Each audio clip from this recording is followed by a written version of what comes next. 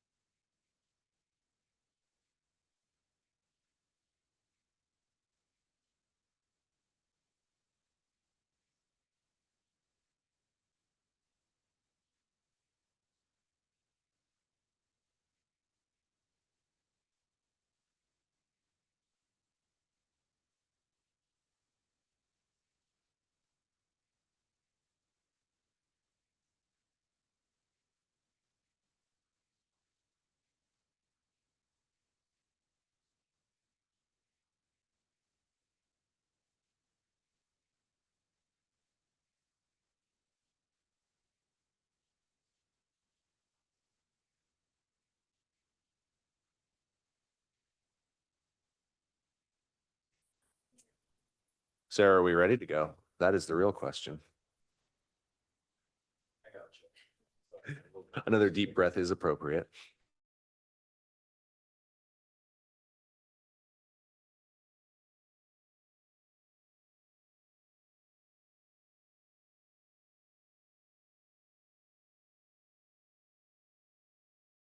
(2024) to order. Please join me for a flag salute. I pledge allegiance to the flag of the United States of America and to the republic for which it stands, one nation, under God, indivisible, with liberty and justice for all.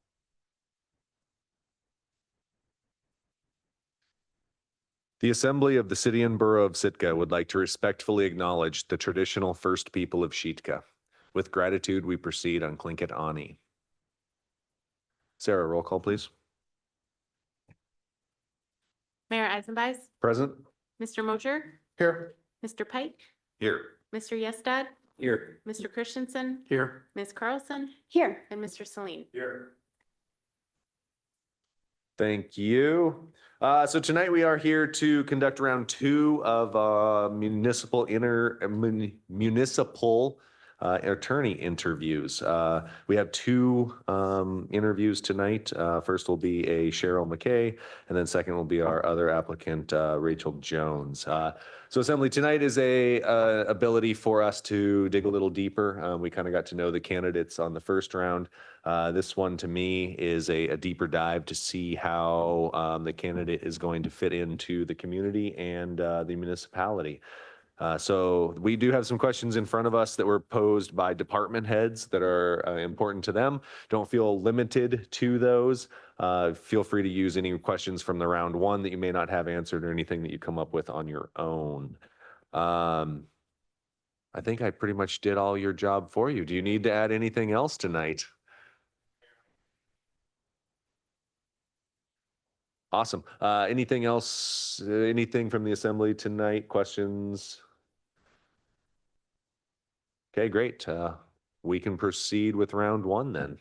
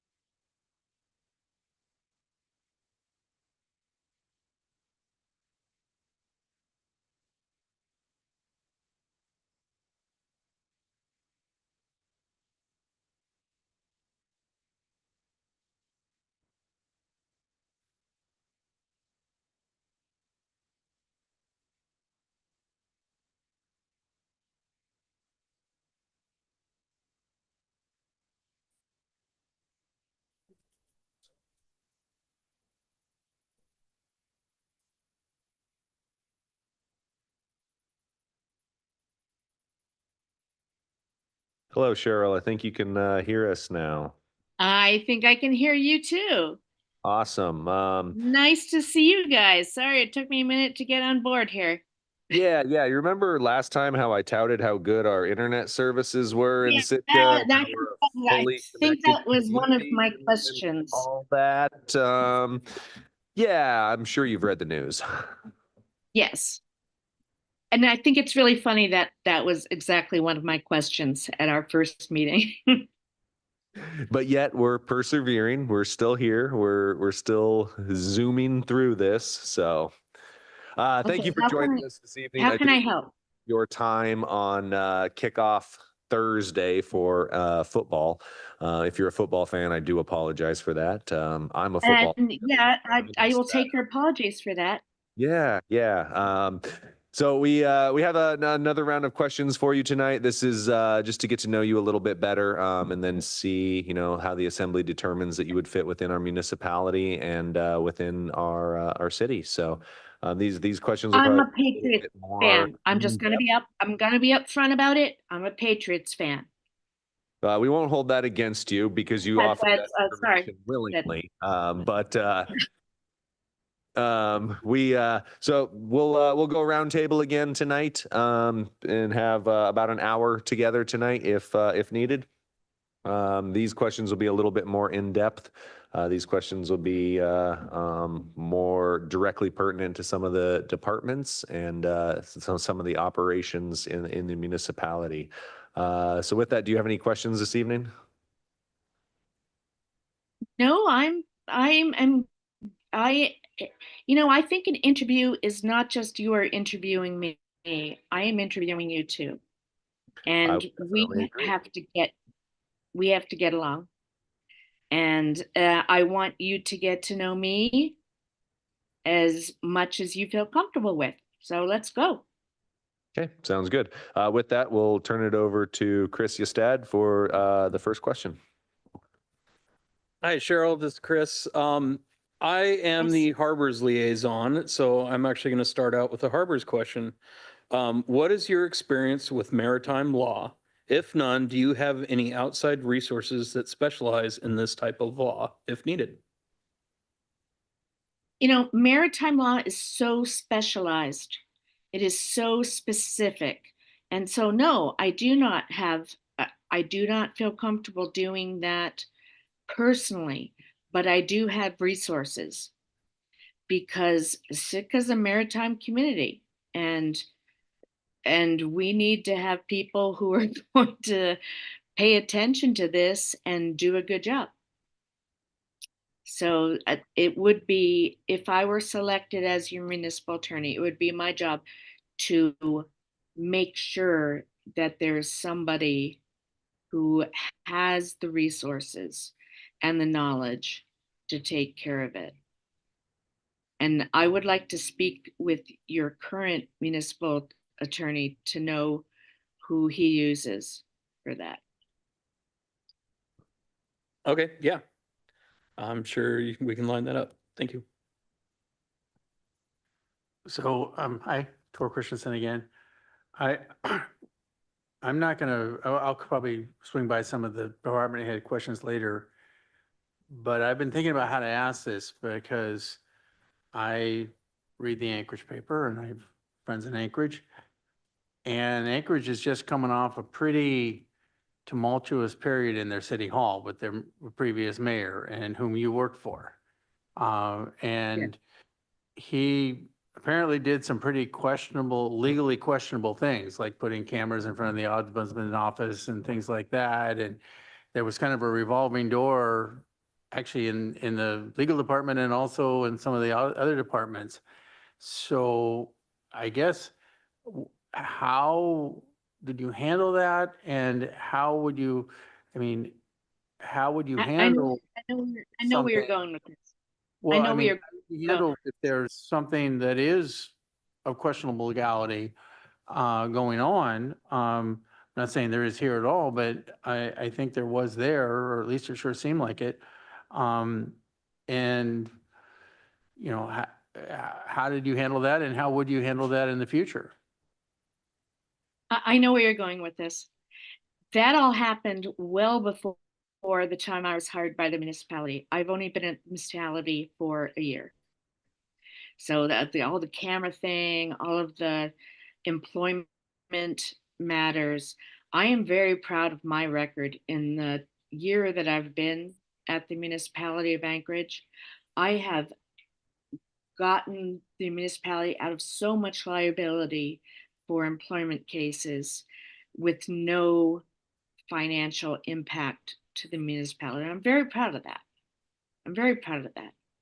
And even though I was hired by the Bronson administration, I'm not political. I'm not a political person. I mean, I got along fine with the administration, but for me, it's more about the work. And you just do the work for the citizens, because there's a hierarchy in a municipality. And at the top of the hierarchy are the citizens. And they elect you. And then you appoint your executives. And there's a hierarchy.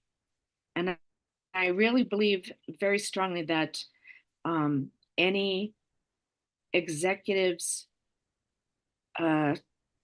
dedication is to the city, to the citizens.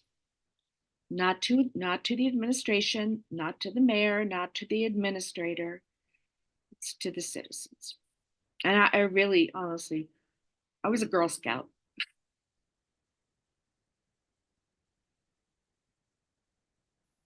Hello?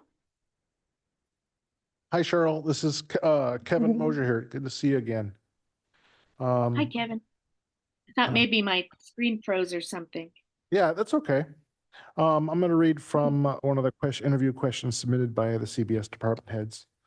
And the reason why we allow them to give us a chance to ask these is because they're the ones who encounter a lot of issues and things like that. So we'd like to know what you would do in those kind of situations. So my question is this: municipal legal departments serve various stakeholders, including elected officials, employees, and the general public. How do you prioritize tasks to ensure alignment with the broader goals and objectives of the municipality while managing workload demands? Additionally, could you provide an example of a situation where you had to balance competing priorities effectively? I can read that again if you want. No, I got it. It's all about the code, first of all. The code that the city and the CBS has adopted, and that's the priority. And then I think the role of the municipal attorney is to take the code and advise the legislative body as to what to do, or the department heads. And, you know, in my preference, I would prefer to work with the department heads directly rather than go through you all. You guys set policy. I'm sorry, you guys, the assembly, the municipal legislative body sets policy. And I think it's up to the administrative branch, which would include the municipal attorney, to carry that out in a way that complies with your policy and advises you on whichever way you want to go. But I prefer working directly with department heads because they're appointed to head their departments. HR heads HR. You know, solid waste heads that. Transportation heads that. Maritime heads that. They're the subject matter experts. I would perceive the role of the municipal attorney as supporting their subject matter expertise. Hey, thank you. And then the second question was, additionally, could you provide an example of a situation where you had to balance competing priorities effectively?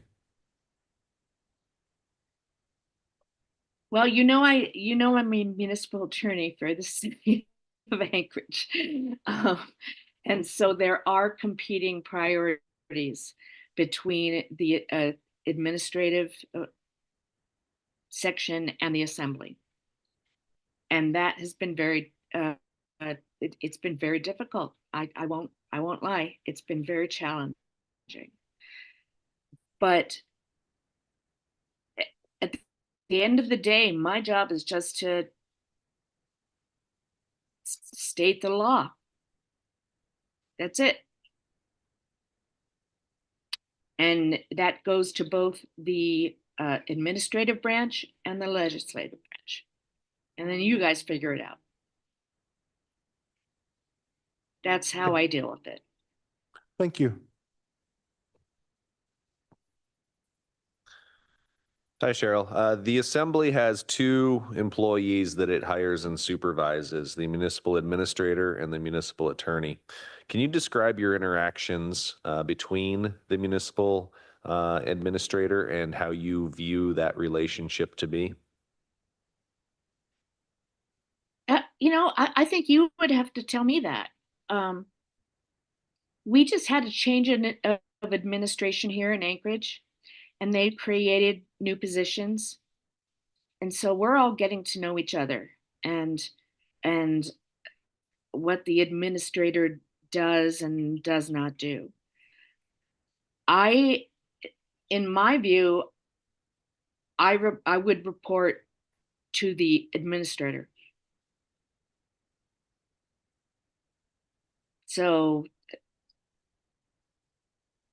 in the way that the CBS is set up, you have one municipal attorney who reports to you, to the administrator. So I work very independently. I'm very comfortable working independently. I have good judgment. That's, I think, my strongest trait, is that I have solid judgment. And if you were to select me to guide you, I would guide you to the best of my ability. That's it. Thank you. Evening, Cheryl. Tim Pike. I'm Hi, the Tim. liaison with the Police and Fire Commission, so I have a couple of questions for you over this. Oh, goodness gracious. The first is what strategies do you employ to mitigate legal risk for public safety during critical incidents, high profile cases, or application of city codes? Well, if you've read the newspaper or listened to the news lately, my office has been involved in 7 officer-involved shootings in the last 6 months. And it has been extremely stressful, extremely stressful. And what we have done in my department, and what I've been involved with, is making sure there are very clear policies in place about releasing officer-involved shooting camera stuff, who is allowed to speak on behalf of the department, when information is related to the public, but in a way that that doesn't cause any concern to the community. So that's the way I approach it. I mean, the more information I think you can release to a community as soon as possible, I think is better. But I'm not the head of the police department. But that's how I feel. To make the community secure that the CBS is being responsive and paying attention and following its own policies. I'm very policy driven. Thank you. Hello, I'm Scotty Celine. I'm the library liaison.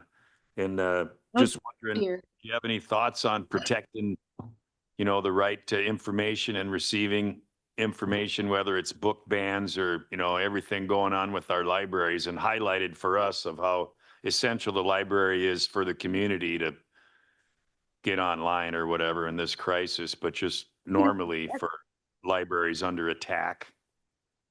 It's such a tough question. It really is. I'm a constitutionalist, which means I believe in the Bill of Rights. And that means I believe in the First Amendment. And I really don't know. I really don't know. I'd have to listen to the community. I know it's a huge issue up here in the Matanassau Valley. I know that's a big deal. But I would err on the side of people's First Amendment rights. Very good. Thank you. But if the community feels otherwise, I wouldn't argue against it. It's a hard question. To continue with that hard question about constitutional law, what familiarity do you have in general with constitutional law, and specific to our departments? How could you see that being applied? It's like I'm not sure I understand the question. so think about it in relation to policing, constitutional law and policing. Like the police department? Yes. Well, I mean, the police department has its own rules and its own requirements, and the rights to investigate and the rights to enforce the law, and the need to tell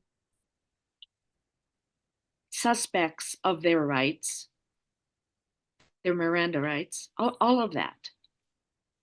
But it's also about making sure that the evidence is gathered sufficiently in order to support the municipality, to support the CBS. You got to have the documentation. And I would conduct training to each department on how to document everything in order to support the CBS. I think that's a very big thing. Thank you. All right, we're back around to me. This is Chris. Managing risk requires a balance between practicality, probability, and magnitude of risk. Describe your approach to managing risk for the municipality. Oh, it's always a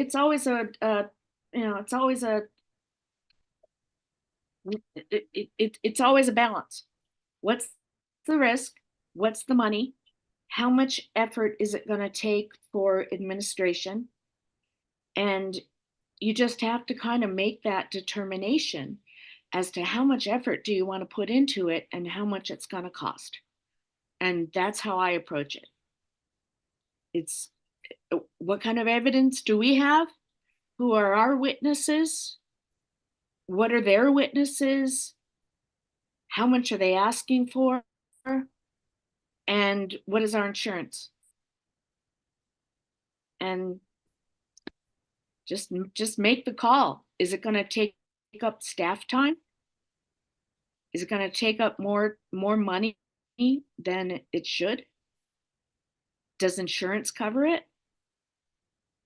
That's how I approach it. Okay, thank you. Hi, Paul Christensen again here. So I have a couple of fire-related questions, or kind of put them together.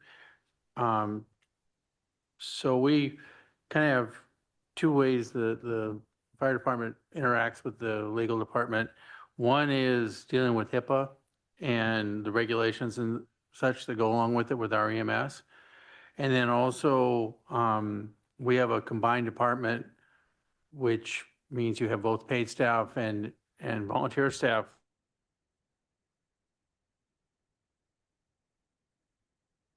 With either one of with any of those issues, with both HIPAA and health care regulations, and then also dealing with labor law that, I mean, the volunteers are technically employees, kind of, maybe. And there's issues there because they're at, they put themselves at risk. So I was wondering if you've had any experience with that and how you would deal with that if you either, if they had the experience or not. Well, I mean, that's a really specific question. And HIPAA protects a personal medical information and that kind of stuff. And volunteers are considered agents of the municipality, of the CBS. So they're agents. They're working under your control and your supervision. So they are covered by HIPAA. So I'm not sure exactly what you're asking me. That's kind of one. It's more like dealing with the issues that arise from that. And then with the split department, I was thinking more specifically about the Fair Labor Standards Act, where the fire departments are exempt from some aspects of that with volunteers and some they're not. And if you haven't had experience with that, that's fine. But if you run into it, how would you deal with it? I mean, how would you go out and get the experience? Well, I've been a lawyer for almost 30 years. And if you don't know the exact answer to a specific question, you know how to find it. I mean, the Fair Labor Standards Act is totally in my purview. But I don't think I can answer your question specifically without more information. That's fine. Cheryl, I got a question for you. As municipal attorney, you will be called upon for expert advice on public records, open meetings acts, and conflicts of interest. What knowledge and or experience do you have that makes you an expert on these topics? I am an expert in this. I do it every day. If you'd like, I can send you my PowerPoint.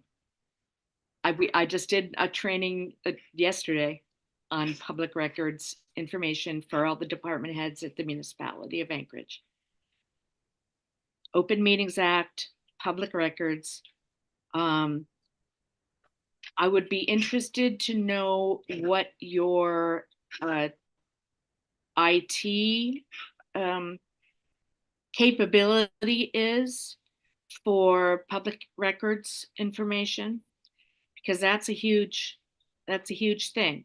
If a member of the public asks for copies of all emails between each one of you and whoever, how do you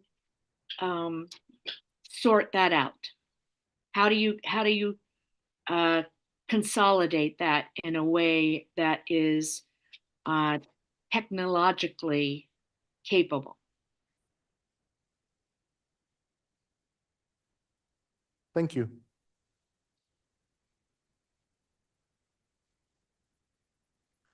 Cheryl, I want to talk about timeliness. Last time we spoke extensively about timeliness and how important it was to yourself, which I agree with. But it is my understanding that some of the application materials were delayed coming back from you. Can you speak to this, please? Well, I work remotely on some days of the week, and that sometimes the connectivity is not as good as it is when I'm actually in City Hall.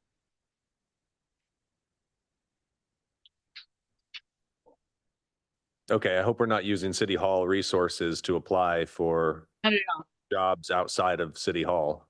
Not at all. Okay, thank you. I use my personal laptop with their internet. It's a public resource internet, citizen access.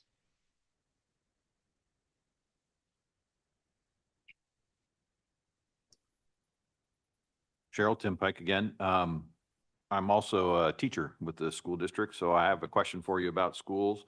Can you tell us a little bit about your experience working with school districts, specifically in Well, terms of employment? You know, that was my, after I clerked for the Court of Appeals, that was my first job, was working as a school district attorney and going out to rural school districts throughout the state of Alaska. And I loved it. I absolutely loved it. All over the state, working with school boards, working for Ilisava College. I got them. They are the only tribally certified college in the state of Alaska, and I got that. And sleeping on gym floors in rural Alaska, flying out on small planes with school boards, and basically just, you know, writing policies and making sure they are keeping in compliance as laws change.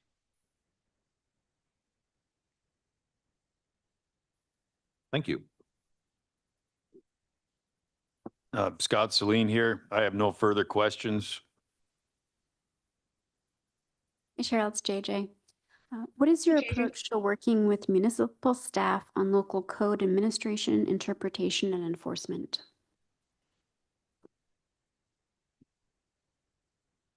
As far as in a management role, JJ? Yes, so interpreting our code is often done by the attorney if there's some questions or some difference between what the code says, or says, and then the policies and onwards. But there's a very limited staff at CBS, so I think it would fall on the municipal attorney to interpret the code. So what's And then your advise the legislative body. And if we have a disagreement, we talk about it. What about working directly with staff, like department heads, and questions that come up, per se, from our planning department? They have a planning commission that they work with, or that works for them. You know, I think I'm very good with working with department heads and managers. It's all about listening. And if they have a question and I disagree with it, we have to talk about it. We just got to listen. And I feel very strongly about that. You just got to listen. So if something pops up at a planning commission meeting and the planning director goes to you with a question, you would talk to them directly and make that work, or would you need the legislative body, like you said, to get involved? Do you mean at an assembly meeting, or Just you during just- the regular day's work? Oh, no, I wouldn't. I would not approach the legislative body on that at all. That's not your job. That's not your role. Thank you. Your role, the role of the legislative body is to set policy. It's the role of the administration to carry it out. And then it's up to you to evaluate how that's working or not. But it's not your role to be consulted, in my opinion, it is not your role to be consulted on day-to-day stuff like that.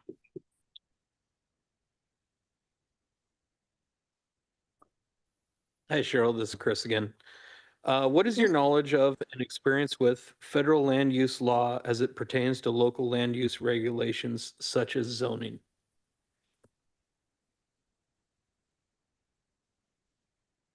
Federal land use law, like ANILCA? Yeah, and I know around here we have, lots of different, landowners, on Baranof Island here, Right. Well, and you have tribal lands and you have ANILCA lands, and you also have federal lands. So I'm not sure exactly what you're asking me. yeah, this is a question from our, planning department, so I was just kind of, I guess, I mean, I know the relevant statutes and regulations, but I'm not sure what exactly you're asking me. okay, all right, we can move on.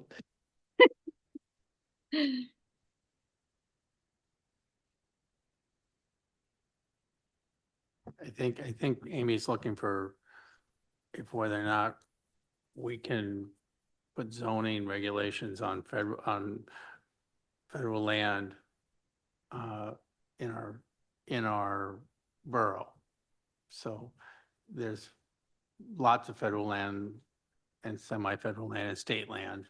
And how, I think what she's looking for is the, you know, how does that interact with our zoning code?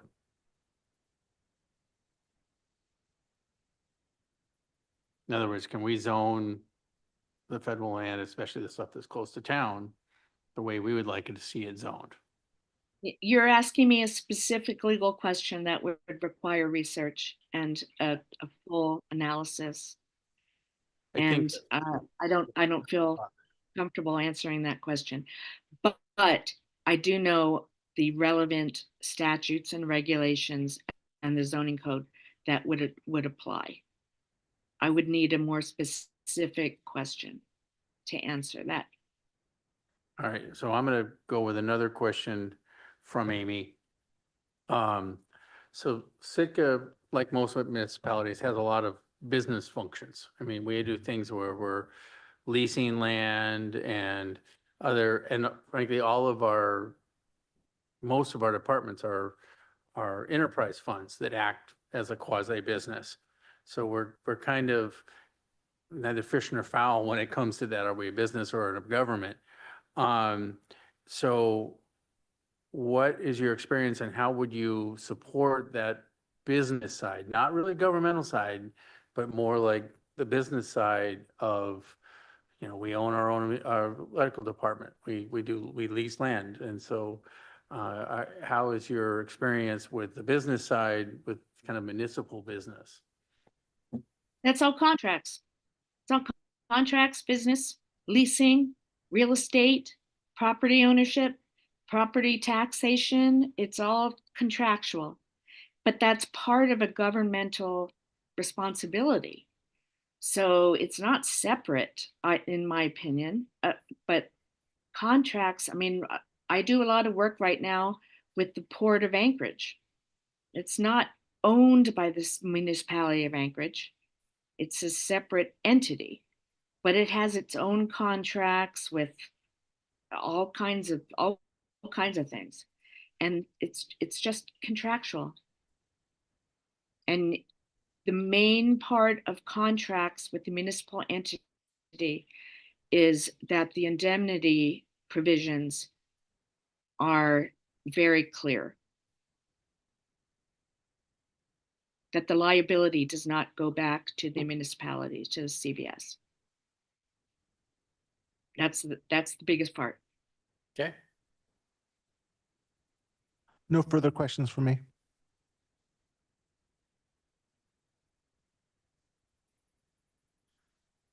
Cheryl, just wondering if Sitka doesn't work out for you, will you be staying in your job in Anchorage? I believe so. I'm considering a couple of other opportunities, but like I told you at our last meeting, Anchorage has become too big of a place for myself and my husband, and we want to downsize. We want to move to a smaller community on the water.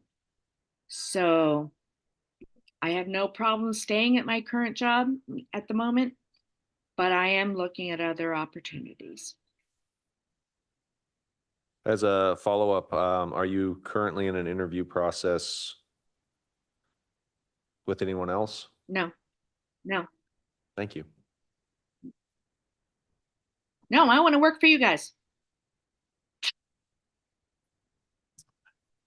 Cheryl, Tim again. Well, it's admirable. You want to be on the water. That's, draws us all to this place. And my husband's a boat guy. He wants what do you call it? A sundory?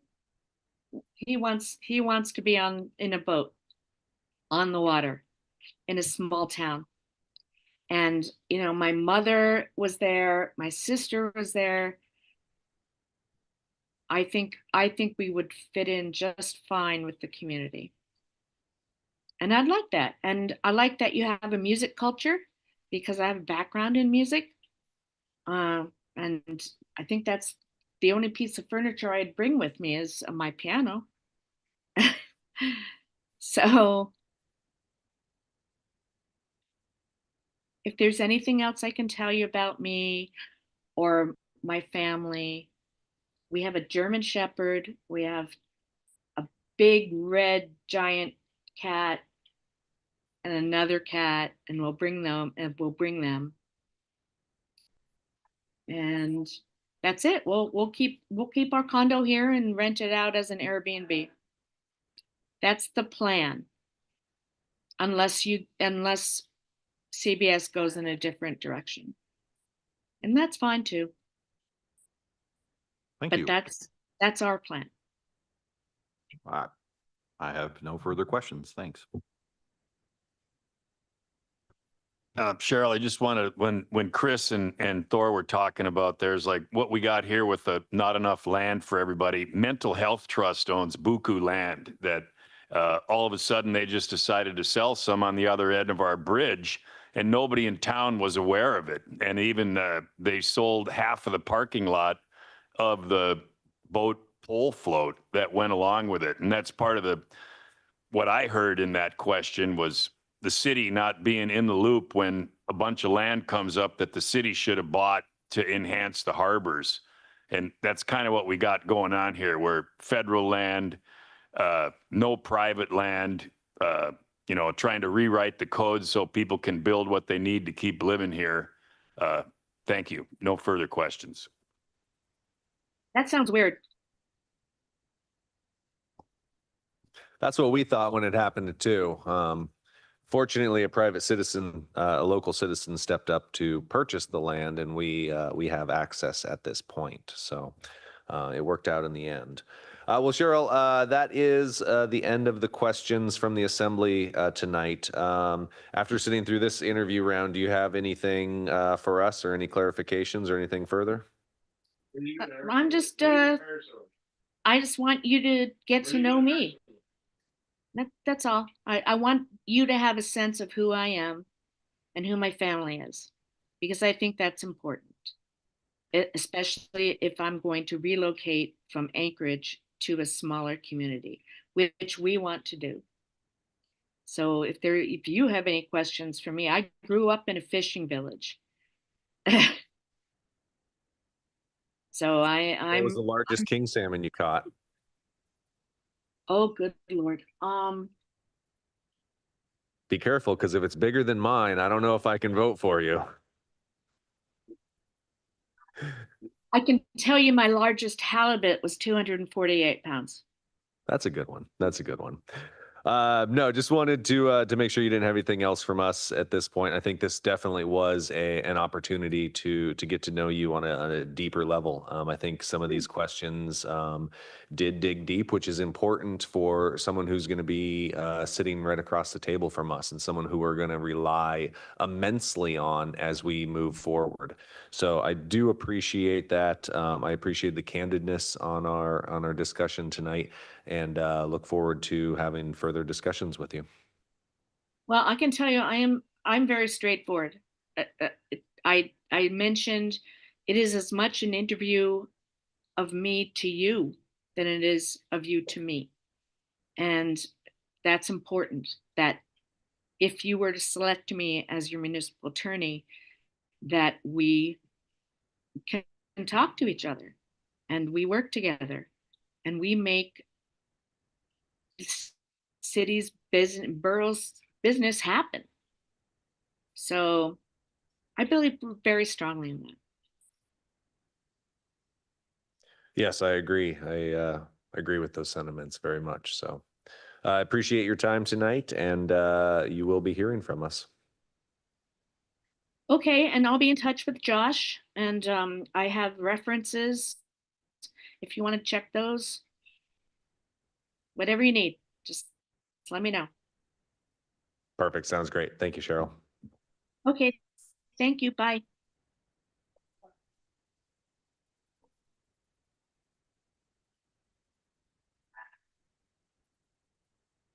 That concludes our municipal attorney interview with Cheryl McKay. Let's take a recess here. I don't think this one was scheduled until 7:15-ish, so we do have a little bit of time for a recess, but just come back to the table when you're ready to go, Assembly. Thank you.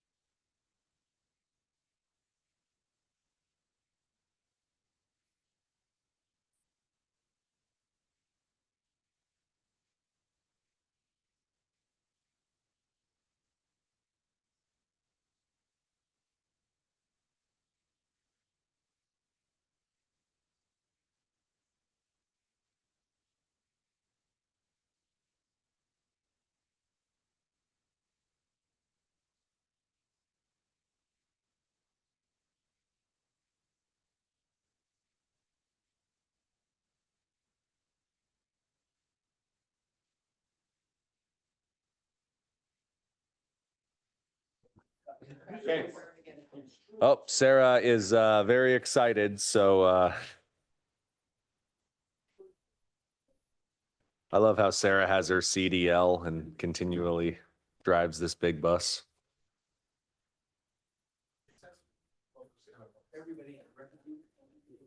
Everybody needs a conductor, right? All right, so my understanding is the second applicant is ready this evening. So unless anybody has any opposition, we'll jump into this interview tonight.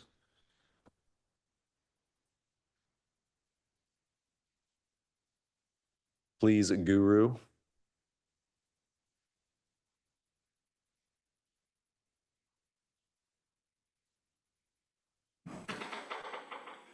Hello?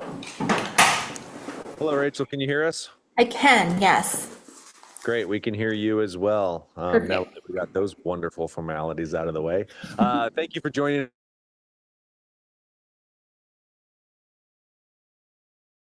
you to kind of have a deeper dive into yourself and how you may fit into Sitka and the municipality as well. So some of these questions that you're asked tonight are going to be a little deeper. We have some questions from our department heads. We also have some questions that assembly members have come up with. So if you are ready to begin tonight, we can get started. Yes, I'm getting a warning that my connection is unstable, but we'll do the best we can. Sounds good. I think most of Sitka's connection is fairly unstable at the moment. Yes. So sounds like you're in the same boat as us. Just yell louder. Yeah. If you give me a microphone, that might work. JJ, since we voluntold Chris last time, if you would do the honors.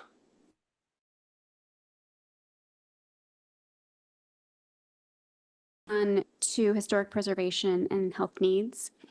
Those are both some historic preservation has a connection to the planning department, but health needs and human services does not. It is a group that just advises the assembly directly with kind of some support from the clerk's office. The city and borough of Sitka has many commissions, boards, and committees, some of which with direct liaisons or direct staff members into the city. Do you see yourself helping any of our committees, commissions, or would that be something, through our municipal employees that you would give direction? Sure, I've appeared in front of a number of the city's commissions myself. I think, going to every single commission meeting would not be viable, but I'd certainly be happy to show up if there were, meetings where a really kind of critical legal issue that might have differing perspectives would be discussed, where my opinion might be needed. But in general, I would see that going through either the department head or the liaison assembly member, having those discussions in advance so that they could, take my opinion, take the legal information I have to give to the commission. But where that wasn't either comfortable for the department head or the law wasn't clear and I needed to explain why, if my presence would be valuable, I'd certainly be happy to attend meetings as needed. Great, thank you. Hello, Scotty Celine here. So a library question. I'm a library liaison. Would you have any specific thoughts about defending the library's, people's right to information and different First Amendment challenges, book banning or any of that? Any comments looking that way? I think in general, the, First Amendment free speech law is fairly clear. You're generally, as the government, only supposed to be doing time, place, and manner restrictions. You're not supposed to be discriminating against people's political views. And I think those rights are incredibly important. And if there came a case where we needed to defend First Amendment rights, you're a municipal body. I'm a member of the bar, but that comes with an obligation not just to apply municipal law, but we've all vowed to uphold the Constitution as well. And those rights are first and foremost for our citizens. Thank you. Hi, Rachel, Tim Pike. I am the Police and Fire Liaison. So I have a couple questions for you. Great. What strategies do you employ to mitigate legal risks for public safety during critical incidents, high-profile cases, or application of city codes? And how do you stay informed and updated on changes in law and regulations related to law enforcement? I guess the answer to the first was the last part, staying up to date, was, being part of the court system for a number of years. You had those updates coming in pretty regularly. Now, not being in the court system, that would be continuing to do legal education and meet those legal education requirements in ways that are most valuable to my practice with the city if I were your attorney.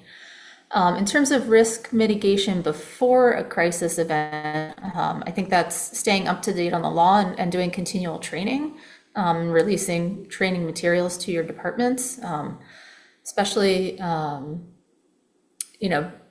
big changes in search and seizure law or how warrants are handled, anything like that would be hugely important. I was, as the magistrate judge, in kind of the role of policing the police. I was the person reviewing whether there was probable cause, whether a warrant was, meeting all of the legal requirements, and getting that training to folks if it's needed ahead of time before a judge is telling them, hey, you can't go search that place even though there's a crisis going on right now. You need to go fix your warrant and come back, fix your warrant and come back, can waste a lot of time. Whereas if your professionals are trained in the law and the most up-to-date resources, then you're not wasting time in an emergency. And then in terms of an emergency that's more like a landslide or search or seizure operation, where maybe the necessities of the situation require you to trespass to go save somebody. There's times you can legally break the law in an emergency. That's probably best reviewed after the fact, because in the emergency you're concerned about life-saving for the most part. But I think having your attorney on hand is not a bad thing in an emergency. But then reviewing your practices and updating your policies and procedures as things come.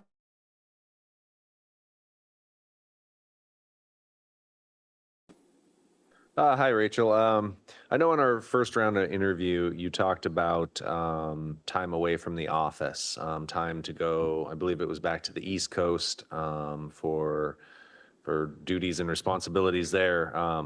But a month away from the office presents some challenges for the assembly, and it presents some challenges for municipal staff as well. How do you anticipate managing this? And if that month out of the office was not agreed to by this assembly, does it change your perspective on the position? So I guess for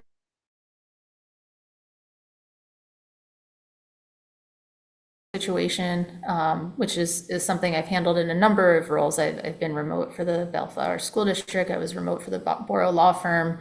I've done contract work remotely for the city, as well as for the Land Trust before we came back to town.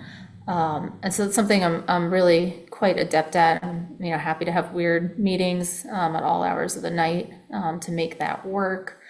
And it just takes communication. It takes planning your workload ahead of time, so that critical things that really require your in-person presence are scheduled appropriately. And then maybe the legal research and writing where you want to shut the door is kind of heavily weighted to that time away. So I think workload management is really important there. And then as to your question of kind of viability for the role, if some level of remote work time to visit family on the East Coast was not available, the role would be less attractive to me, yes. Thank you. All right, Rachel. I was going to ask you the same question I asked the previous candidate. Municipal legal departments serve various stakeholders, including elected officials, employees, and the general public. How do you prioritize tasks to ensure alignment with the broader goals and objectives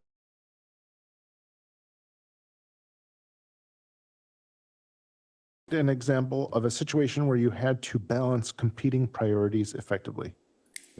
You cut out there in the middle, but what I heard was there's various stakeholders in the work as well as competing timelines and priorities. How do I handle that, and what's an example of balancing various priorities? Is that correct? Basically. Yeah.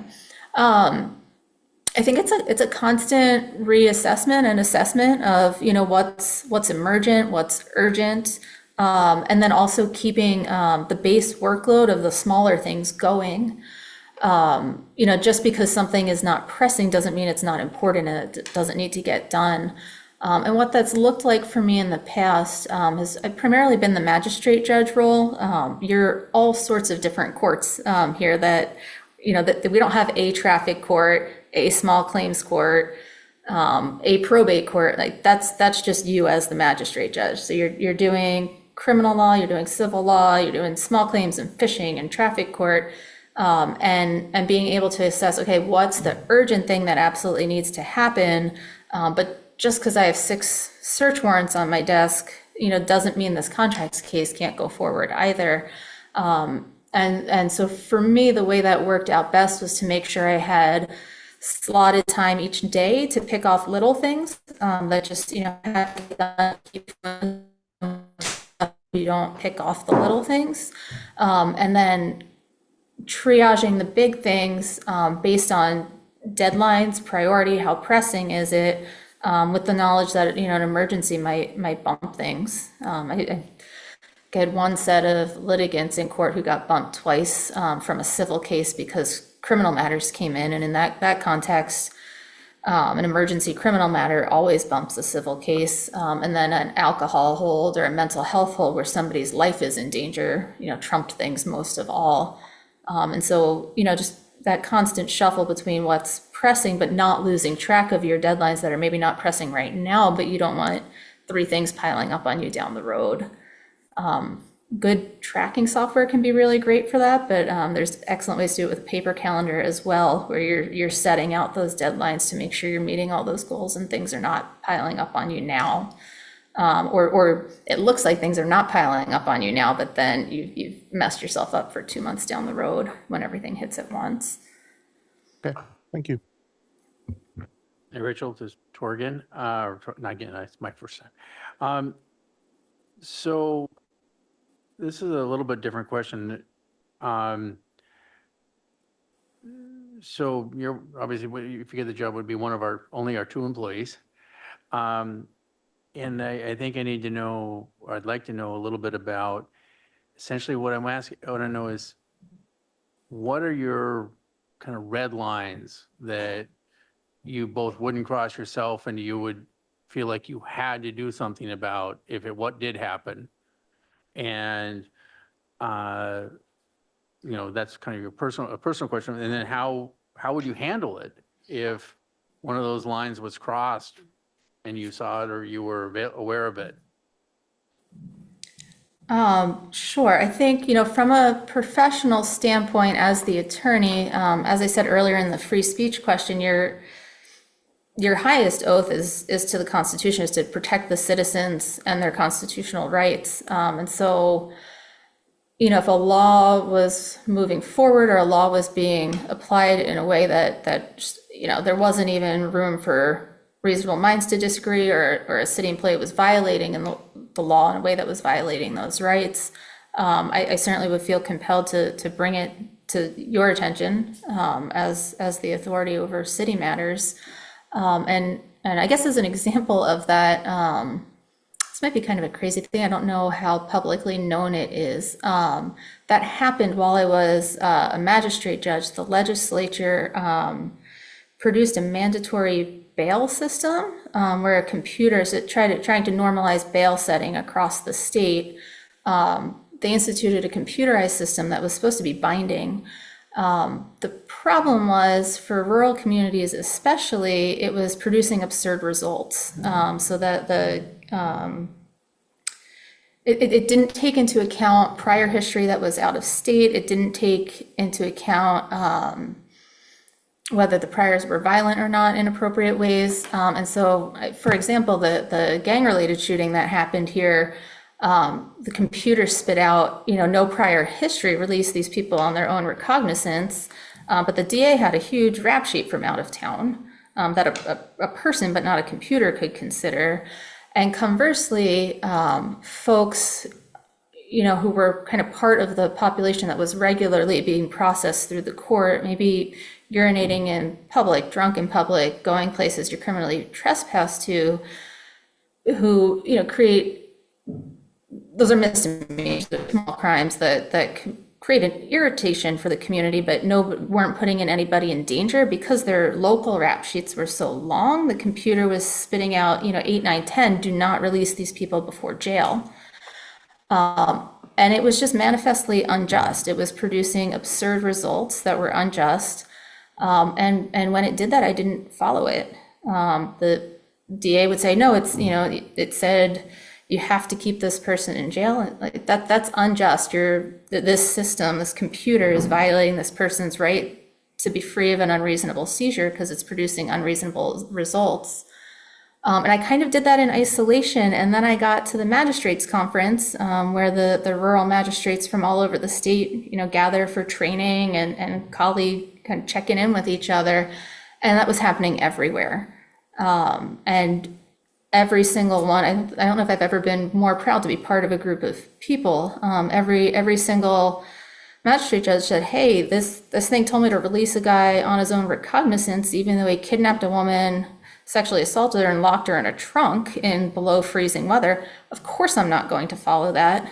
And the very next legislative session, the state legislator made that advisory and not binding. Which is to say, if a law is manifestly unjust, or there is manifest injustice in how it's being applied, or how a particular individual is applying the law, I'd talk to that person first, their boss next, the assembly as a whole after that. But I do see the public servant and the upholding the Constitution for the good of the public to be the highest oath. As a bar member and as a public servant. Thank you. Hi, Rachel, this is Chris. I am the harbor liaison, so I'll ask you a harbor question. What is your experience with maritime law? If none, do you have any outside resources that specialize in this type of law if needed? I have very little experience with maritime law. I studied it during a law of war class. Hopefully that would not be applicable to us ever. I have encountered kind of the fringes of maritime law, dealing with, we had, this I guess is more personal than professional. My husband and I had the first conditional use permit on a boat for short-term rentals when we lived on the ADAC, and had to deal with the intersection of the Harbor Commission, the zoning regulations around short-term rentals, and then the Coast Guard regulations around bareback charters, and kind of fitting those pieces together. Although that was personal, not professional, it was still, using those kind of same skills. So I don't have a lot of experience in that area, but I've touched on the fringes of it. And in terms of what resources I would reach out to, whatever connections the city already has, of course, on those issues. But I have law firms in both Seattle and San Francisco I would reach out to get put together with professionals as well. Okay, yeah, thank you very much. JJ, again, what strategies do you employ to mitigate legal risk for public safety during critical incidences? Did we do that one already, or are you looking for something different than what I was talking about with Mr. Pike? Yep. That was, so the police starts with a P and planning starts with a P, so my ability to read bullet points was backwards. No worries. What is your approach to working with municipal staff on local code administration, interpretation, and enforcement? Sure. So I've done some of that as a contractor for the city. So I worked on a naming and donations ordinance recently, and then was in the middle of working on updating the ADA provisions and reasonable accommodations process. for the city when we kind of hit the pause button on that because the hiring process is ongoing. And I think my approach there is first to listen to what the relevant departments are trying to accomplish with code, either writing it or applying it. As an attorney, I have a really broad set of skills that can be, I can read the law, understand the law, process it, and relay it to people across a wide, broad spectrum of things. But your department heads really have the depth, right? They're experts in their field. And so kind of bringing that broad view together with that expertise, really understanding the context, within the context of their expertise, why do they have this either legal question about implementation or how they would like to see a piece of code go, taking that information then and putting it through a legal framework to keep that communication going back and forth. But really drawing on the expertise of the department heads to be deep within their field, and then to pull my expertise, which is building and understanding and work within legal frameworks to get that subject matter knowledge along with the legal framework. What about working with department heads for code enforcement? Code enforcement. I see that as an advisory role, I think mostly. I'm not the enforcement officer, but working with department heads, I guess to show when there is a code violation, and then if the nature of that violation needs to be communicated to the public, making sure the materials that are going out from the city to someone who might be in violation is very clear about the nature of the violation and what can be done to correct it, and what the consequences might be if those are not corrected, in plain language that everyone can understand. I think a lot of times there can be a lot of miscommunication when there's too much legalese. It's kind of one thing I had to deal with, like writing for tech companies in California versus writing court opinions for your average citizen in Sitka. The tech companies want the heretofores and forthwiths and all of that, but you can get really lost in that verbiage when you're just trying to explain what the law is, why have you violated it, what needs to be done to correct it to your citizens. And I have a lot of experience with that in the courtroom, communicating things in a way. Why are you being put in jail? To folks with all different communication styles, all different communication levels. That was one of my kind of foundational experiences as a law clerk. I think I might have mentioned this before. I wrote an opinion that Judge George was like, go back and change this. I know the law school level language, what this says, but a normal person isn't going to. So take out the lawyer words and explain this to your grandma. And I think that communication is really critical. Rachel, Scotty, Celine here. Managing risk requires a balance between practicality, probability, and magnitude of risk. Could you describe your excitement in defending the city and borough of Sitka against a sidewalk being shut down on Catlehan and the inevitable consequences of somebody getting clipped by the fuel truck or Love Boat buses or some other hazard? My excitement, I'd like to argue, so there's that, but in terms of what's actually useful, I think at the end of the day, you guys are the policymakers. You're deciding what direction to take things, and my role is to inform that decision and to inform the risk balancing with, if you go with option A, there's a risk you might get sued over XYZ. If you go with option B, there's a risk someone might die and your insurance company is really mad at you.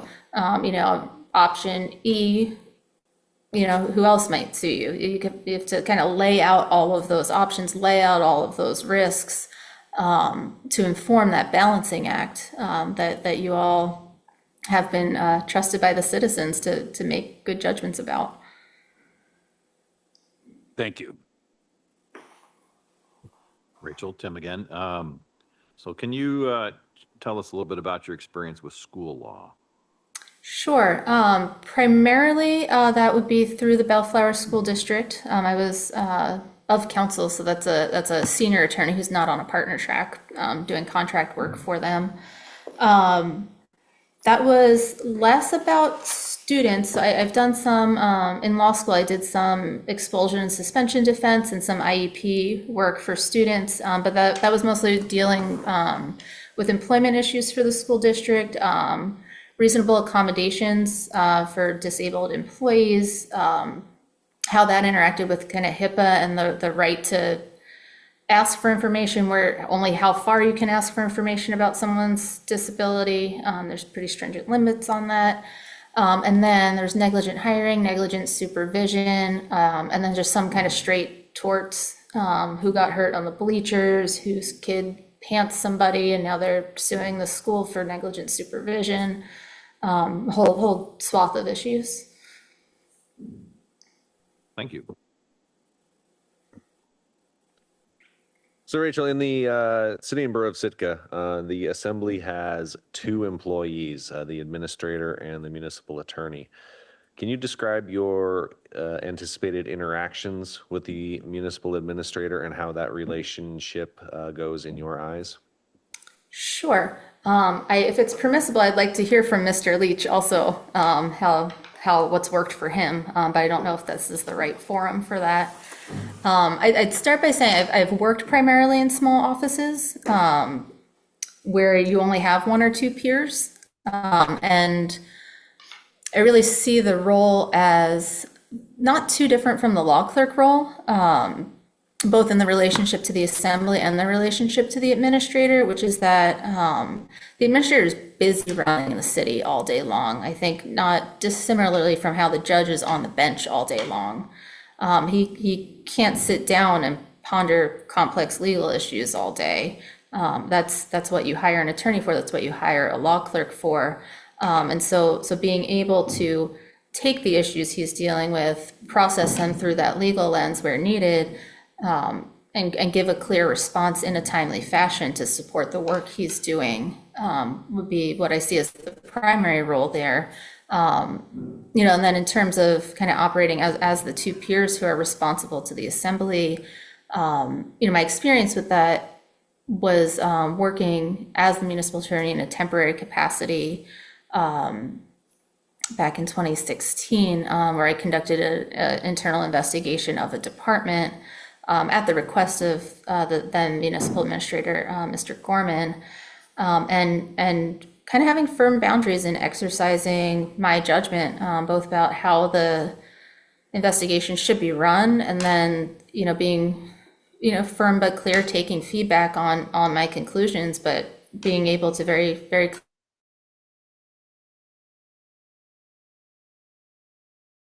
I can see that there'd probably be times where the administrator really doesn't like the answer, that, how he or she wants to do things, maybe is hitting on legal barriers. But I think it's my duty as the attorney to make all of that very clear, and to do so in a timely fashion so that the business of the city doesn't get slowed down.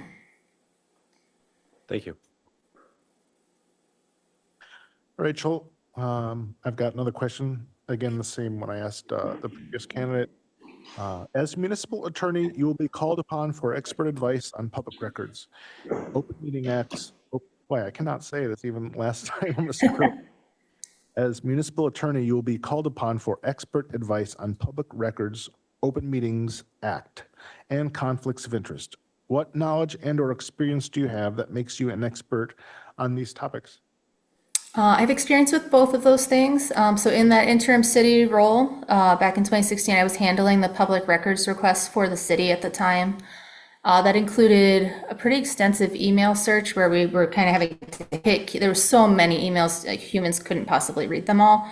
And so we were hitting keyword searches to get kind of the whole universe of emails that might be relevant, and then working with and giving direction to the paralegal for getting through all of those to make sure we grab the right ones, was the biggest one I worked on. But there were a few during that time. And then in terms of conflict of interest, one of the nonprofit boards I've been on, I was very involved in getting their conflict of interest policy to where it needed to be for their funders' satisfaction. And then it's and without saying too much, there's been 3 or 4 occasions where we needed to apply it. And I was kind of turned to as the person who best understood those things for making sure we were applying that policy fairly and well. Okay, thank you. I guess since I am the planning and zoning liaison, have been for a couple of years now, I'm going to pull some of Amy's questions. So as you are aware, a lot of the business the city does is business. We have our enterprise funds, and we do leases, and we do other things that are more not really government, but business oriented. And so describe your experience supporting the business functions of a municipality. I probably have less experience supporting the business functions of a municipality versus businesses themselves. So a lot of the law I was involved in San Francisco was business law. It was tech stuff. So there was insurance issues, unfair business practices, transfer of intellectual property, leases. And then for some of my nonprofit work in town, I've been involved with reviewing land leases, specifically land leases with the Mental Health Trust, and then kind of just general business practice things for both for-profit and nonprofit businesses. But I was not on the business operations side of the municipality when I was working for you all previously. Okay. Yeah, hi, Rachel. Could you describe your experience, if any, with holding contractors to their contracted obligations, i.e. contract disputes, defect claims, damages, et cetera? The big one there was in a tech litigation case. As it wasn't a construction contractor, it was, do you mean construction specifically, or any subcontractor of any good or service? I don't think anything specifically, just kind of more abroad. Sure. In that case, it was a pretty specialized piece of equipment that was like ultra not radioactive material. It needed to not release a specific type of particle. They used the wrong particle. And we ended up in a kind of whole mess of litigation with the insurance companies and the contractor and our clients. And I ended up, again, this comes back to communication and being able to explain complex ideas in accessible ways. I somehow ended up explaining the science of it, both to the lead attorney on the case, and then I was expecting as an associate to not have to speak in the meetings and the negotiations with the insurance company. But it wasn't clear to everyone if there was actually physical damage, because we were dealing with like very tiny particles that might be waves and stuff. But I had gotten enough of a handle on the science to be able to then turn around and explain it to my boss, who then out of the blue pointed at me in the meeting and said, my associate knows all about why this is physical damage. And not expecting to speak, had to then, kind of very clearly explain the science I had come to understand. And that put us in a position where we got out of a litigation mind frame and into a mediation and negotiations mindset that eventually ended up settling that case.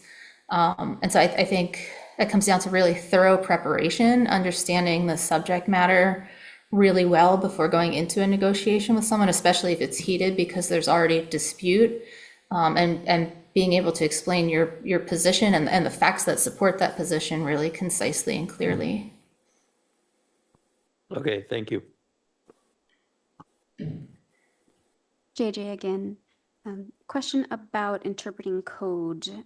Some of our code dates back to when we were unified with the city and borough, before the internet. So how would you support code interpretations with portions of code that may be outdated? Ideally, you would bring those up to date. That was the project I was working on with the ADA and reasonable accommodations before we hit the pause button on things was an example of that. Mr. Hanson, I expected it to be a fairly simple project. And then as I dug into it, it turned out that the code really hadn't been updated since 1994 when it first went into effect. But there had been a major Justice Department decision consolidating all the case law and giving really clear guidance on things in 2010 that had not been worked into our code. And so it was so out of date that it would have been hard to interpret. And so the work is about halfway done for bringing that up to date. You know, if the code is in place and it's not up to date in a way that just makes it kind of a struggle, you know, to fit it with modern practices, you can work with that and you can build policies around it. But if it's really so far out of date that it's not working, then I think taking as I said, the expert advice from the department heads about what works in practice and bringing in my expert view of what is legal, what are the best practices that other areas are doing, and combining that depth and that legal knowledge to get good code that's up to date is really important. So I'm hearing the first choice would just be update the code. Yeah. And second choice would be develop some internal policies that would make it more clear. Is that That's about- correct. Okay. So we might have some department heads with a list on day one of our new code. Rachel, Scotty Celine here. This is a home rule one. Has to do with like in the, I don't know if it's ordinance or charter or whatever, but in the city and borough of Sitka, the municipal attorney may be asked to write a home rule, something to be voted on. And, you know, like with Sitka, and like with that home rule being to limit the number of cruise passengers, would you have any thoughts on like the city writing that to be voted on? And then the premise that there would be challenges, you know, commercial interest challenges that would not want to see cruise limited to a certain number. Could you see any kind of a full power, any kind of could you speak to that as far as the city writing what they're going to be sued over and it's voted in by the people, but then aspects of it where it could become Pandora's box, or is rather? I'm glad you asked about that because I wasn't satisfied with my answer after the fact when this came up in the last interview. And so I actually went and read the outside counsel, the most recent outside counsel opinion you all got, and the Bar Harbor case as well. You know, my opinion last time, I think, was that it should be, you know, at your discretion. If you want me to do that, I will. And that still stands. But in reading those cases, your outside counsel kind of dodged the constitutional maritime law issues, which I think is fair for an outside counsel who's in a temporary position. Addressing those on an hourly basis would get very, very expensive. And they're not exactly ripe yet in a litigation sense because the measure hasn't passed. It's not in court. But especially in reading the Bar Harbor case, where it was so many supremacy clause issues, commerce clause issues, maritime law issues, you don't want to be surprised with those on the back end. You don't want to have the citizens get something that kind of ticks off the boxes for passing muster. It gets voted on, but nobody's looked at the constitutional issues yet because, hey, it wasn't ripe, and now you're in court defending something where you don't even know what the issues are.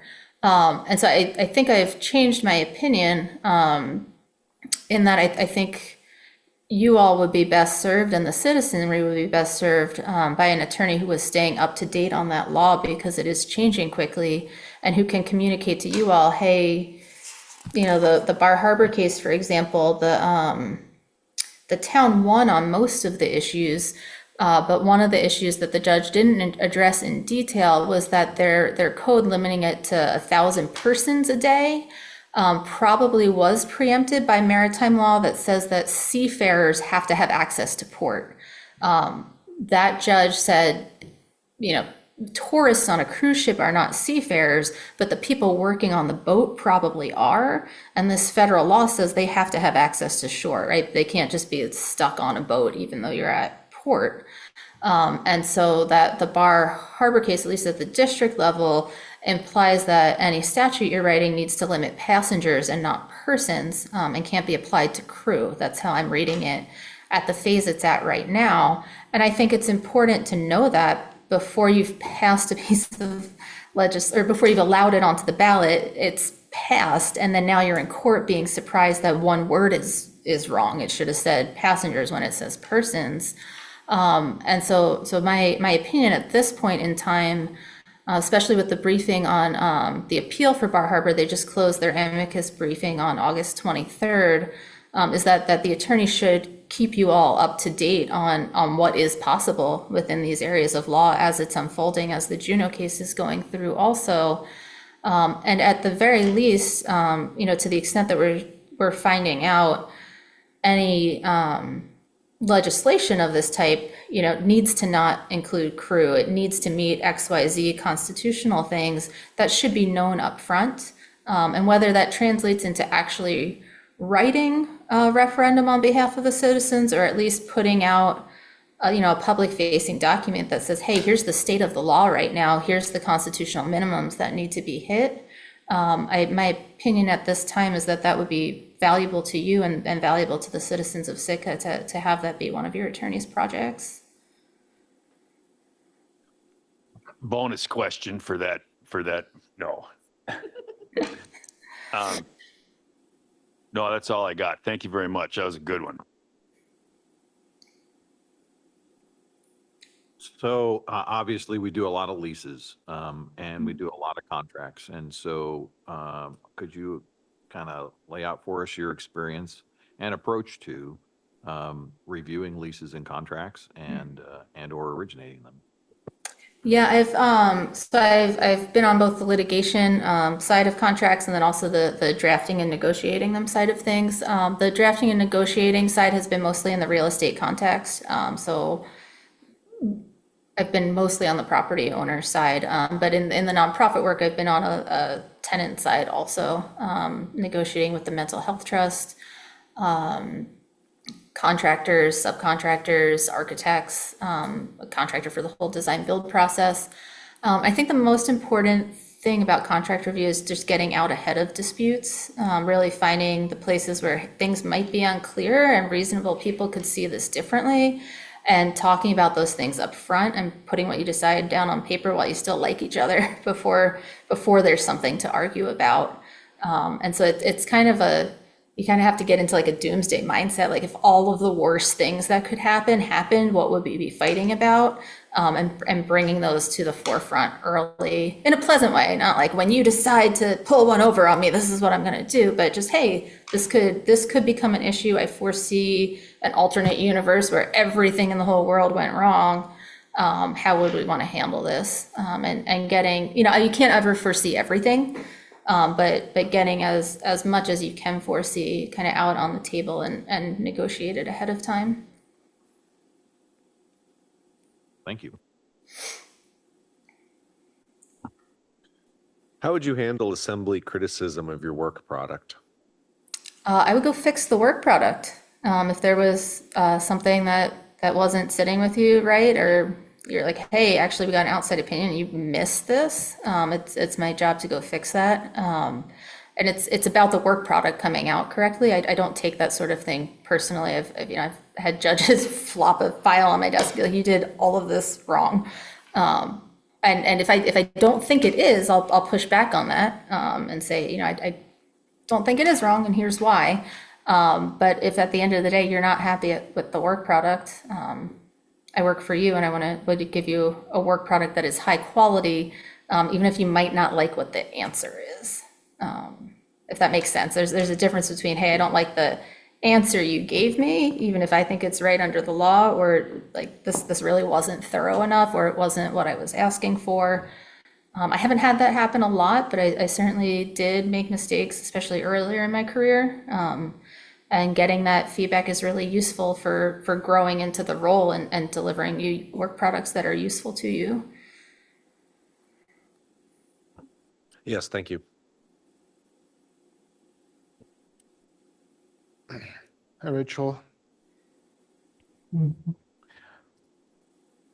Tell us about your experience with employment law relating to a combination fire departments to include Fair Labor Standards Act, FLSA, exemptions for fire departments and FLSA as it pertains to volunteers.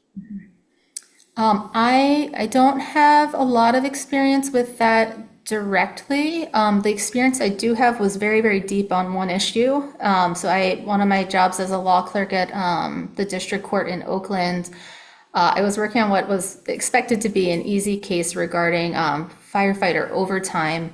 And I don't remember the exact details of it, but it was generally, there was a situation where firefighters were having to stop at home to grab their gear, either in between duty or in emergency situations, and should that be counted towards their overtime or not? And it ended up being not very simple. It ended up being an issue of first impression, which means was never decided in California ever before. And I had to dig into the California equivalent of the Fair Labor Standards Act and the federal law, and then the laws that the California law had been based on out of New Mexico and Pennsylvania, and put all of those pieces together to write an opinion on an issue that had never been decided in the whole state before.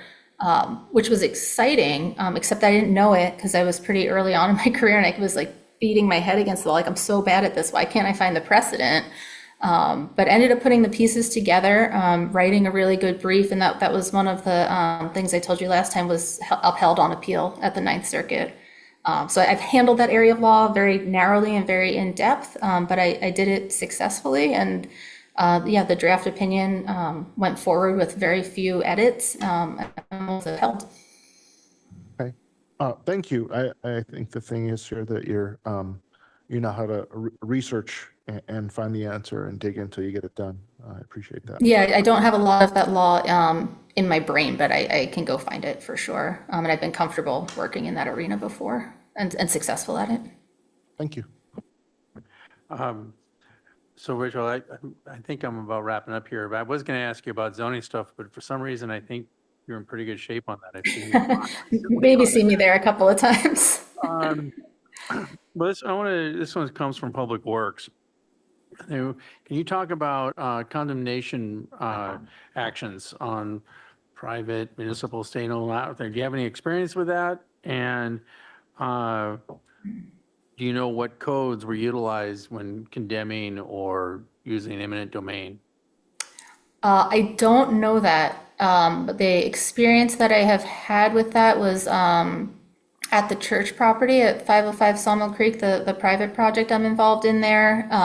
The state, when they were expanding the sidewalk, mandatorily bought an easement from us. So it's like, sell us your sidewalk space or we're going to have to eminent domain you. But I kind of know of the broader level constitutional issues from having studied them in law school, but that would be an area where I'd have to learn something new. Okay, thank you. I have no further questions this evening.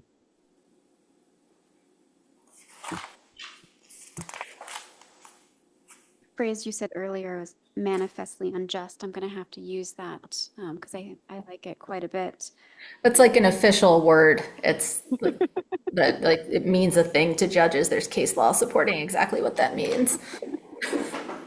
Are there any fun phrases like that in your career as an attorney that you've just found to be really fun and you use them in your home life or with your friends? I really try not to because my home life is still little children, and it's like, you're being manifestly unjust to your sister. It just might be a little too harsh. Thank you, Bob. We care a lot in Ithaca about the community and our, how we interact with them. And as a, public persona in doing, written communications and verbal communications, is there some activities around like social media that you would find the municipal attorney in needing to give advice or set policy or something like that? I think we discussed this a little bit last time, and that having best practices of these are the areas that are, very clearly okay to post things about. And then, hey, there's some gray areas where you should maybe come talk to me to see if we're, kind of getting too into the weeds here. And then, things that just are not social media appropriate. I think having really clear policies at the outset is kind of the way to get out ahead of those problems. And that would be for the city's media account. What about an employee personnel kind of policies? That gets a little harder because you come back to free speech issues, and what people are allowed to say as a private citizen, and what they're saying as a representative of the city. And kind of that interaction of when are you representing the city and when are you speaking on your own. And there's laws there, there's case law there, about how free speech rights apply and when are you acting as a public official and not. And I'd say the city has to tread carefully to not be curtailing those free speech rights. But it's also a lot harder in a small town like ours to distinguish when are you being a public person and when are you being a private person. And so it might be a little trickier to apply. And it's somewhere where I'd really need to dig into to not just kind of the rules that are protective of employee free speech outside of the office. And the one I'm most familiar with is the Hatch Act and federal employees not being able to talk about elections. But I'd need to dig into that more. So I have some familiarity with the constraints and rights and responsibilities there. But it would be something to delve further into. Thank you. Scotty Celine, no further questions. I just have one last question this evening before we turn it back over to yourself. How much work do you anticipate having to contract out in this position? That is a good question. I would like to minimize that, but it kind of depends on being able to keep the city out of litigation. I think a lot of the routine day-to-day work, all of the routine day-to-day work should be in-house whenever possible, reaching out to experts for support, for the areas that I need to shore up. But if you get into a litigation situation with, say, giant corporations that have 30 attorneys, you can just get swamped in paperwork that one person can't handle, which is one of the risks that you all have to manage. Do we have the resources to pursue, a course of action that might lead to litigation? It's not just because sometimes the smaller entity loses just because they can't keep up with the paperwork, but it's a reality. But I would say, minimizing outside counsel, but certainly looking at the risk of an office of one getting totally swamped with a large project to the detriment of, the routine daily work to keep the city running, not happening, is a risk. Thank you. That does wrap up the Assembly's questions for this evening. Actually, no, I asked our previous applicant a question that I haven't asked you yet, and she kind of dodged it just a little bit by answering her largest halibut. But what is your largest king salmon, or I guess you can say halibut in that matter? I don't know the numbers. I measure them next to my children. So I'd have to pull up a picture and feel like it was smaller than a 5-year-old Haley. Yeah, I would have to send you photographic evidence, I think. I like that. I'll call my king salmon a 6-year-old king salmon, and then we could go. So appreciate your time tonight. Is there anything that you'd like to ask the Assembly at this point? Any clarifications or any questions? I do have, I guess, one kind of substantive question about, I guess there's an election coming up. So the folks sitting there hiring may or may not be the same folks that I'm developing a relationship with, should I move forward in this process. I guess for coming into your new seat, how long do you think it takes for the new group to kind of gel and get a working relationship? And then also, how long does it take you as new legislators to really get up to speed on all the issues with the city? And how do you see that playing out as you have an attorney coming in who needs to get up to speed as well? Yes. So from my perspective, I think it's an opportune time for a new attorney to start would be right around the time of elections and seat a new assembly and a new attorney at the same time. While some overlap is good and required, at a maximum, there will be 3 seats that turn over on the assembly. So you will still have people that remain on the assembly for some of that longevity.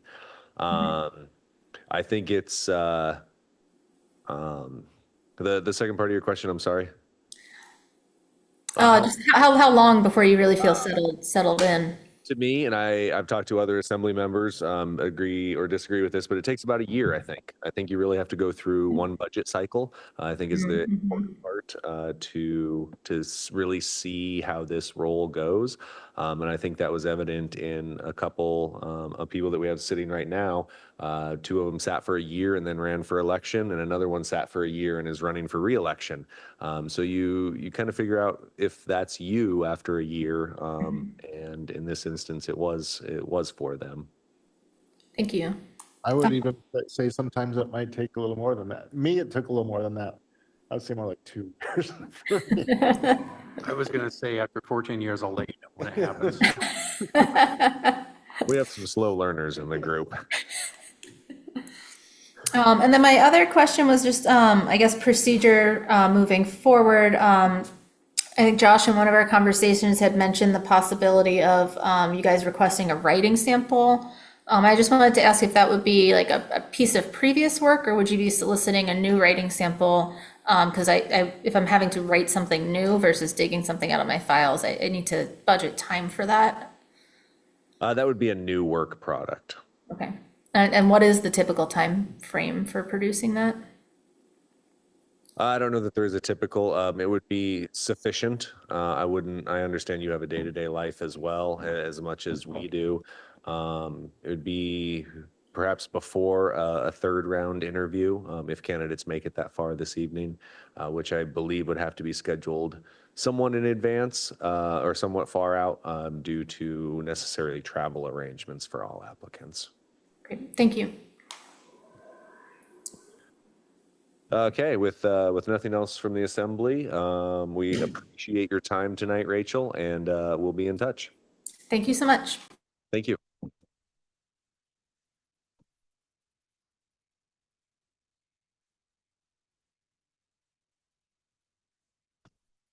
So that wraps up our second municipal attorney applicant interview of Rachel Jones.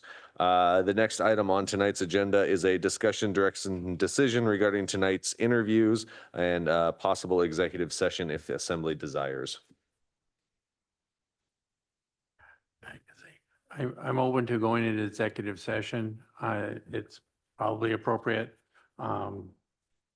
If the will of the body is not to, I'm willing to stay in public, but I think it'd be appropriate. Yeah, I think go into executive session if we get to take a break first. We can have a break on the way to executive session.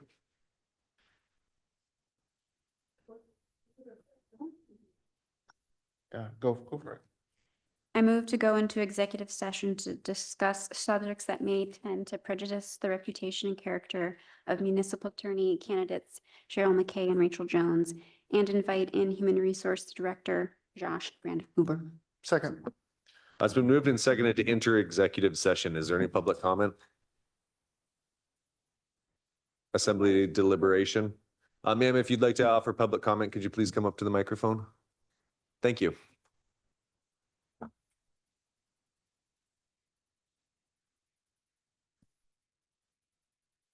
There's a button on the bottom, and then if you could state your name for the record.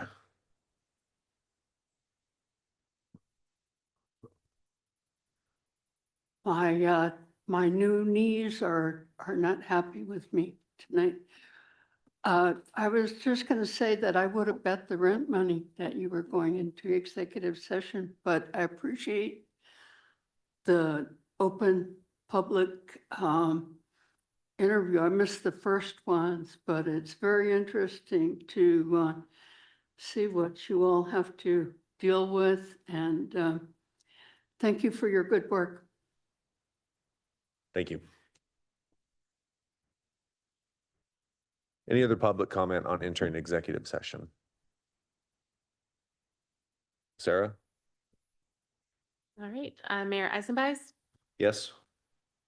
Mr. Pike, Yes. Mr. Christensen, Yes.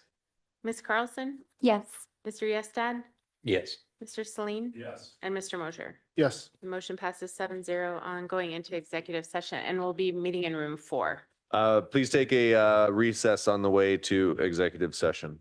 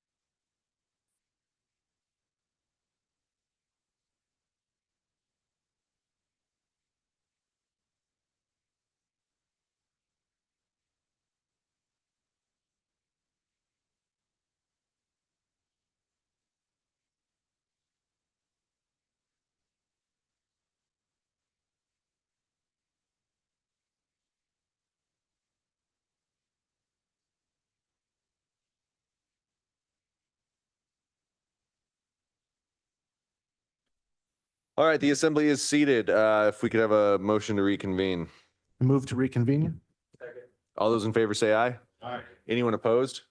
Thank you. We are reconvened as the assembly in regular session. We did discuss the interviews tonight in executive session.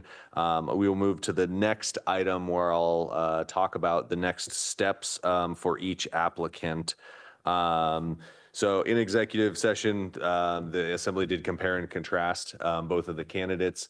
The consensus at this point is to move the candidate Rachel Jones onto a community meet and greet. Josh, if you could send a letter to Cheryl McKay thanking her for her time, but indicating we will not be going further in the process at this point. The assembly, or I'll be working with Josh in order to schedule a community meet and greet that does work for the candidate and the community and the assembly on a kind of a tight time frame right now. So this will probably happen here sooner than later. Hopefully, Sarah would like to get this out of the way before, not out of the way, but accomplished before she goes into election mode, which I know is a easy, stress-free time for her. So after that, after the community meet and greet, within a given time frame, the assembly will meet again to discuss final steps and then a potential hire offer for the candidate if the community meet and greet goes well. So is there anything else that I forgot, assembly members? Is there anything else on discussion, direction, decision on the next steps for each applicant? Awesome, thank you. So that would bring us to our final item tonight. This is persons to be heard. This is public participation for any item on or off tonight's agenda, not to exceed 3 minutes for any individual. I'd like to make a public comment that Josh's coat is pretty epic.